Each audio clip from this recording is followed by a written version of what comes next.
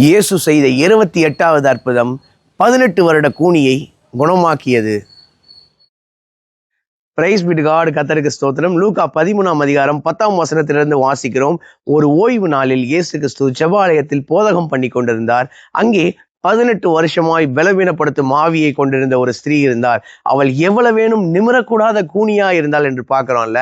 அப்பொழுது இயேசு அவளை கண்டு அவளை தம்மிடத்தில் அழைத்து, ஸ்திரீயே, உன் பலவீனத்திலிருந்து நீ விடுதலையாக்கப்பட்டாய் என்று சொல்லி அவள் மேல் தன்னுடைய கைகளை வைத்தார்.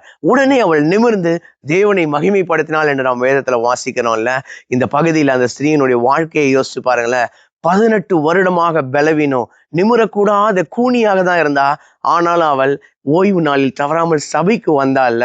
வெளிப்படுத்தல் 3:8 இயேசு கிறிஸ்து பிலதெல்பியா சபையை பார்த்து சொல்றதுதான் எனக்கு நினைவுக்கு வருது. உன் கிரியைகளை அறிந்திருக்கிறேன், உனக்கு கொஞ்சம் பலன் இருந்தும், அதுக்கு அப்படியே ஆப்போசிட்டா யோசிச்சு பாருங்களேன், உனக்கு நிறைய பலவீனங்கள் இருந்தும் நீ என்னுடைய நாமத்தை மறுதலிக்காமல் என்னுடைய வசனத்தை கை கொண்டபடியால் நான் உனக்கு முன்பாக திறந்த வாசலை வைக்கிறேன் என்று சொல்றாருல.